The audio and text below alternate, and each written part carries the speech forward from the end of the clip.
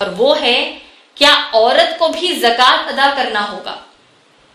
میری پیاری بہنوں، بے شک ہم سب جانتی ہیں کہ اللہ نے سورہ نساء سورہ نمبر 4 آیت نمبر 34 میں صاف صاف فرما دیا کہ مسلمان مرد کو مسلمان عورت کی زندگی کے ہر مرحلے پر اللہ نے عورت کی ضروریات کو پورے کرنے کا حکم دیا ہے. یعنی ایک مسلمان عورت کی زندگی میں ہر وقت اس کے لیے اللہ نے ایک مرد کفیل مقرر کیا ہے، باپ کی شکل میں، بھائی کی شکل میں، شوہر کی شکل میں، بیٹے کی شکل میں. اور ان کفیل کو اللہ نے حکم کیا دے دیا، عورت کی ضروریات کو اچھے انداز سے پورا کر دے. لیکن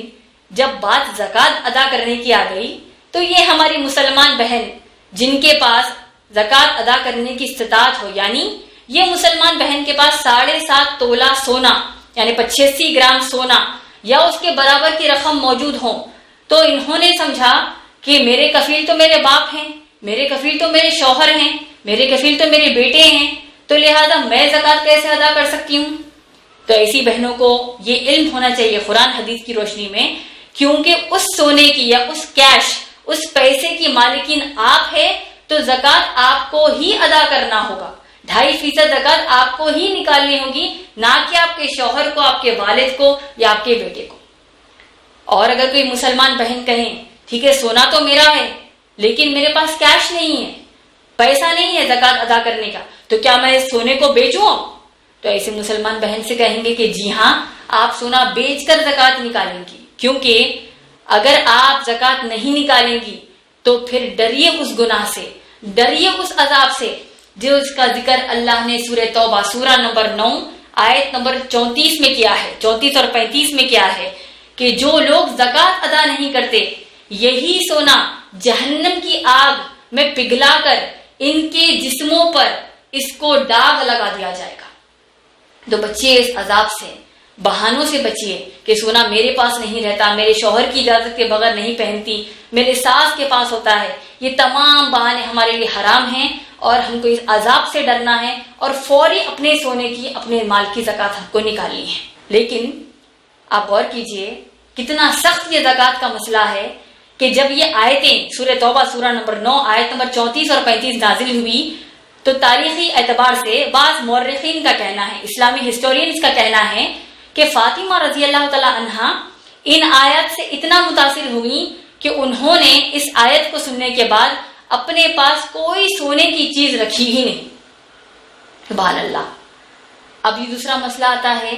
کیا عورت اپنے شوہر کو زکوٰۃ دے سکتی ہے؟ اگر آپ صحیح بخاری پڑھیں گے جلد نمبر 2 حدیث نمبر 1462 یعنی والیوم نمبر 2 حدیث نمبر 1462، اللہ کے رسول صلی اللہ علیہ وسلم کے پاس ایک صحابیہ آئیں. یہ کون صحابیہ ہیں؟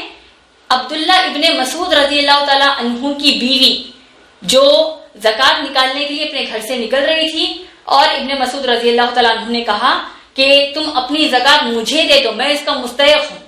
اور جب تعجب سے پوچھا صحابیہ نے کہ میں آپ کو زکوٰۃ کیسے دے سکتی ہوں، آپ تو میرے شوہر ہیں، تو جب ابن مسعود رضی اللہ تعالیٰ عنہ نے مشورہ دیا کہ جاؤ اور یہ مسئلہ اللہ کے رسول صلی اللہ علیہ وسلم کے پاس دریافت کر لو. اور جب صحابیہ آئیں اللہ کے رسول صلی اللہ علیہ وسلم کے پاس تو اللہ کے رسول صلی اللہ علیہ وسلم نے فرمایا کہ جاؤ اور ابن مسعود رضی اللہ تعالیٰ عنہ کو اپنی زکوٰۃ دے دو، اس سے تم کو دوہرا اجر ملے گا. ایک اجر ٹائم پر یعنی وقت پر زکوٰۃ ادا کرنے کا، اور دوسرا اجر اپنے شوہر کی مدد کرنے کا.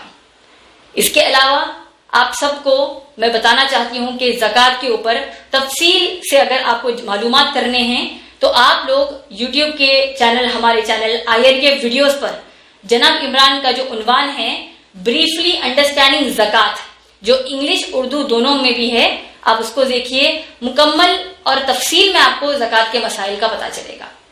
اسی کے ساتھ میں اپنی تقریر کو اللہ کے رسول صلی اللہ علیہ وسلم کی حدیث مبارکہ اور قرآن کی آیت جس سے کہ میں نے اپنی تقریر کی شروعات کی تھی اس سے مکمل کرنا چاہتی ہوں.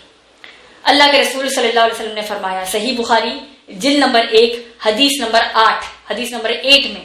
بنی الاسلام علی 5، اسلام کی 5 بنیادیں ہیں،